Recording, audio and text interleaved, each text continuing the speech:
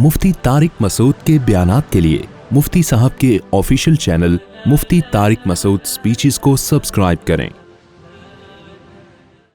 नसीहत सुन सुन के भी इंसान उकता जाता है। हर वक्त ही बातें नसीहत, ये नहीं करो, वो करो, ये अच्छा है, ये बुरा है। हर वक्त आदमी इससे भी, वो इंसान की तबीयत में उकताहट है, लामहदूद सलाहियत नहीं है इंसान की, उकता जाता है वो। फिर नसीहत असर करना बंद। बाज माँ बाप की आदत होती है हर वक्त बच्चों को नसीहतें करते रहते हैं, हर वक्त नसीहत का प्रोग्राम। बेटा ऐसे नहीं करते, बेटा ऐसे करते हैं, बेटा ऐसे नहीं करते, बेटा ऐसे करते हैं, बेटा ऐसे नहीं करना चाहिए, बेटा ऐसे है। तो बच्चा कहते हैं मेरे अब्बा का बस ऑटोमेटिकली घर में आता ही ऑटो पे आ जाते हैं, बटन दब जाता है और नसीहत के प्रोग्राम कैसेट की तरह, तो उस बच्चे पे नसीहत असर करना खत्म। भाई कभी कभार अच्छा लगता है, एक दफा बिठा के समझा दो, बेटा ये वॉशरूम में जब बाहर निकलते हैं पानी अच्छी तरह बहा के आ, दूसरे को मत दिखाओ। मुझे तो एक दफा मेरे बड़े भाई से चमाट पड़ा था, मुझे हमेशा याद रहेगा। छोटा बच्चा था, वॉशरूम गया, पानी बहाया था, लेकिन वॉशरूम में लोग पानी बहाने का मतलब क्या होता है कि कहीं दूर तक भी असरात नजर ना आए उसके। लोग समझते हैं सिर्फ, अभी मैं क्या डिटेल में जाऊं, भाई ऐसा गायब करो मार्केट से लगे कोई थक गया ही नहीं यहां सदियों से, ऐसा होना चाहिए सफाई।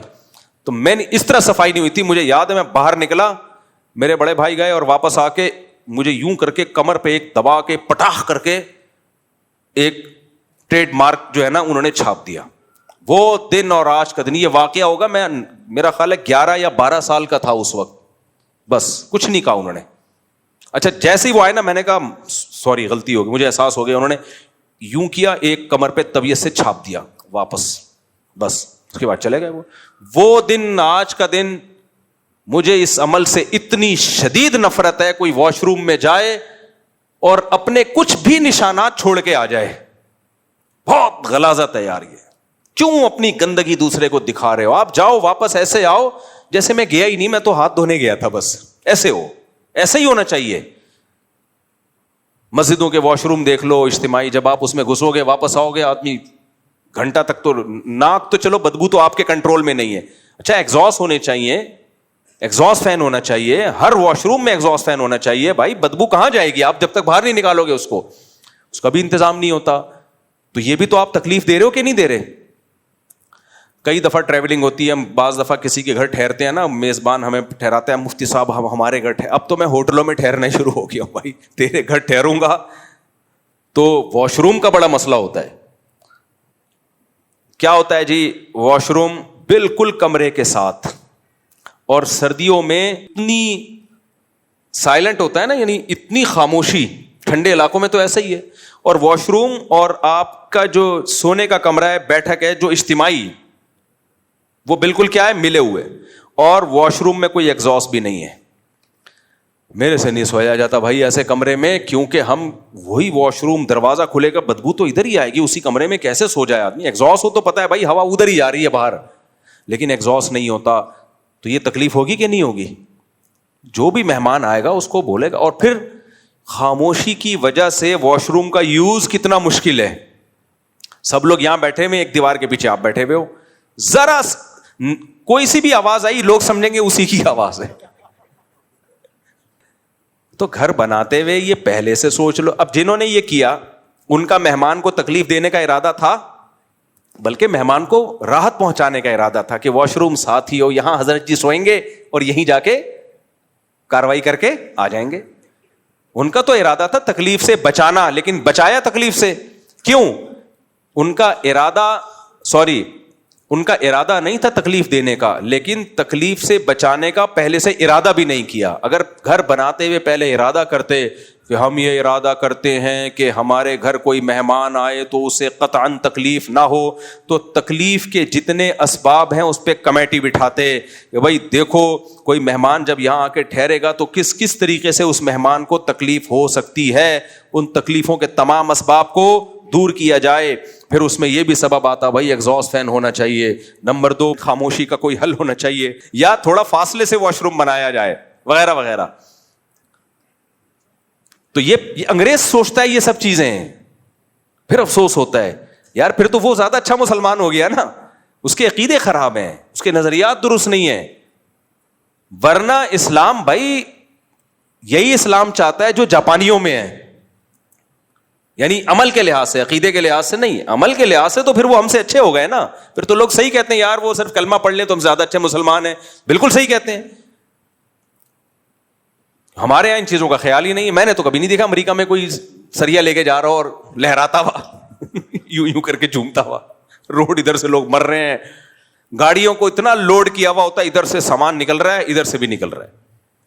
گنے کے جب کھیتوں کی کٹائی ہوتی ہے نا تو گنے لوڈ ہوتے ہیں ٹرکوں پہ.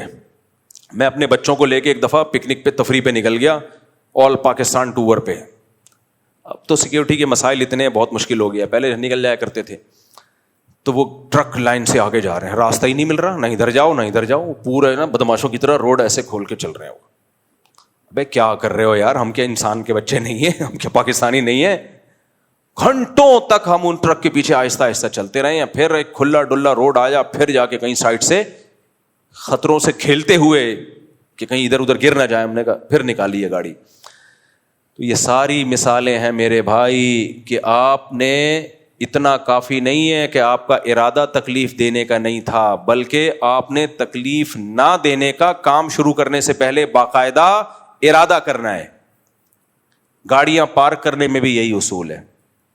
پارک کر کے چلے جاتے ہیں، بندہ تلاش کرتے رہو. کوئی گاڑی مڑی نہیں پا رہی، وہاں سے گلی کے نکڑ پہ آپ نے گاڑی کھڑی کر دی، موڑتے رہو، پھر اس بندے کو تلاش کرتے رہو. پھر وہ آئے گا، ایک ہلکا سا سوری کرے گا اور گاڑی ہٹا دے گا. تو وہ کیا کہے گا؟ بھائی میرا ارادہ نہیں تھا، غلطی سے ہو گیا. تو یہ کافی نہیں ہے. اسلامی حکومت ہوتی اس پہ سزا ملتی کہ آپ کا ارادہ نہیں تھا لیکن آپ کے عمل سے تکلیف ہوئی ہے، اور یہ تکلیف یقینی ہے. جو بھی یہ کرے گا اس سے تکلیف کا خطرہ ہوگا. اس مدرسے کے باہر تو آئے دن لوگ گاڑیاں پارک کر رہے ہوتے ہیں. ہمارا یہ مدرسہ ہے نا، اس کے سامنے گیٹ. اتنی مصیبت ہوتی ہے، اتنی مصیبت. گاڑی لے کے نکلو، آگے گاڑی کھڑی ہوئی ہے، بالکل گیٹ کے سامنے نہیں، تھوڑا کنارے پر ہوتی ہے. وہ سمجھتے ہیں بس نکل تو سکتے ہیں نا. بھائی نکل کے مڑیں کدھر کو مڑیں؟ ہم نے ادھر جانا ہے، ادھر گاڑی ہے، تو ایسے کروٹیں لینی پڑتی ہیں. پہلے گاڑی کو یوں لے کر آؤ، پھر تھوڑا سا یوں کرو، پھر پیچھے کھمبا آ رہا ہے، پھر یوں کرو، پھر یوں کرو. آدھا گھنٹہ اس میں لگ کے کوئی بہت ہی ماہر ڈرائیور ہوگا جو موت کے کنویں میں گاڑی چلانے کا ایکسپرٹ ہوگا، وہ نکالے گا، ورنہ گھنٹہ گیا. یار تم تھوڑا سا پیچھے کر لیتے گاڑی کو. میں نے اپنے گھر کے باہر لکھ کے لگایا ہوا ہے گاڑی پارک کرنا منع ہے. آپ دیکھ لیں، یہاں بڑا بڑا لکھا ہوا ہے گاڑی پارک کرنا منع. ہر وقت گاڑی نظر آئے گی، اور میری گاڑی کے علاوہ ہوگی وہ. اب 24 گھنٹے تو گارڈ سر پہ نہیں کھڑے ہوئے نا. جب گاڑی نظر آتی ہے پھر تلاش کرتے ہیں کیمروں سے کون بندہ ہے. سیکیورٹی تھریٹس بھی تو ہو سکتی ہے نا، سیکیورٹی مسائل بھی تو ہو سکتے ہیں. پھر بندے کو تلاش کرو، آدھا گھنٹہ اس میں لگے گا. پھر انکل سے بحث کرو، کہیں گے بیٹا کہیں جگہ نہیں مل رہی. بھائی ہمارا ہیڈک تو نہیں ہے نا آپ کو کہیں جگہ نہیں مل رہی. آپ کو اپنے گھر میں سونے کی جگہ نہیں ہے، یہ تھوڑی کہ ہماری گیلری میں آ کے سو جاؤ آپ. یہ جگہ نہیں مل رہی تھی، میری بیوی نے مجھے کھانا نہیں دیا تو میں آپ کے گھر آ کے کھانا کھا رہا ہوں. بھائی آپ کا مسئلہ ہے. گھر خریدنے سے پہلے سوچنا چاہیے تھا کہ جب میں گاڑی کھڑی کروں گا تو کہاں کھڑی کروں گا. یہ سب چیزیں، لوگ کرائے پہ گھر لے رہے ہو یا گھر خرید رہے ہو تو یہ پہلے سوچو. لوگ نہیں سوچتے، کہتے ہیں لے لو سستا مل رہا ہے.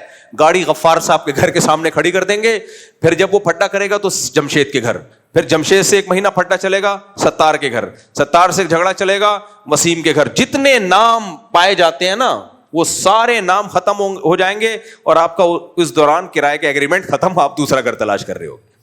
یہ چل رہا ہے کیا مارکیٹ میں. ہم نے اپنے شیخ حضرت مفتی رشید احمد صاحب رحمۃ اللہ علیہ کو دیکھا. میں پہلی دفعہ ایسی پارکنگ دیکھ کے حیران ہوا تھا. حضرت کے ہم جاتے تھے، بائک کھڑی کر دیتے تھے نا، ہم بیان سننے جاتے تھے. بائک جب ہم کھڑی کرتے تھے تو گلی پھر بھی چوڑی تھی، بہت ساری گاڑیوں کے جانے کا راستہ تھا. حضرت فرماتے تھے دیوار سے بالکل چپکاؤ. ہم کہتے تھے بھائی راستہ تو ہے. فرماتے راستہ ہے لیکن کھلا نہیں رہے گا، تنگ راستہ رہے گا. گاڑیاں گزر تو جائیں گی لیکن ٹینشن ہوگی نا. تو جب اتنی جگہ ہے، آپ گاڑی کو بائک کو دیوار سے چپکا سکتے ہو تو کم سے کم جگہ گھیرو نا، تاکہ لوگوں کے لیے زیادہ سے زیادہ جگہ ملے، کھلا ڈلا روڈ ملے. اتنی سختی کرتے تھے اس پہ. کوئی کار لے کر آیا، چپکاؤ بالکل دیوار سے، بالکل دیوار سے. اور ہم کیا دیکھتے تھے، پینڈوؤں کی طرح جو بھی آ رہا ہے گاڑی کھڑی کی، بائک بہت زیادہ خیال اس کا کر لیں گے کہ گاڑی کے گزرنے کی جگہ ہو، اور وہ بھی ایک گاڑی کے. اگر 2 آپس میں آ گئی ہیں اور 8-10 بائک والوں نے ایسا کر لیا تو پھر وہ ٹریفک پولیس والا بیچ میں لا کے کھڑا کرنا پڑتا ہے. وہ پہلے اس کو روکے گا, ادھر آ بھائی تو یہاں سے نکل. کیا ضرورت ہے یار, تمہارے پاس جگہ تھی, تم تھوڑا سا بائک کو اٹھا کے چپکا دیتے دیوار کے ساتھ. ہمارے یہاں بھی ایسا ہی ہوتا ہے, آئے دن پھڈے ہو رہے ہوتے ہیں. جب بیان ہوتا ہے تو بائکوں والوں کی اتنا رش ہوتا ہے. ہمارے پڑوسی نے بتایا بھائی ہم تو گھر سے باہر نکلنا مشکل ہو جاتا ہے. تو میں نے پڑوسیوں سے معذرت کی ہے, میں نے کہا بھائی ہم تو سمجھا کے تھک گئے, اب ہم نے بندہ کھڑا کر دیا تنخواہ پہ نہیں آ رہی, اور تنخواہ آپ سے نہیں لے رہے, تنخواہ سے پہ بندہ کھڑا کر دیا ہم نے کہ کنٹرول کرو کوئی بائک غلط پارک نہ کرے. تو یہ افسوس کی بات ہے یا نہیں ہے؟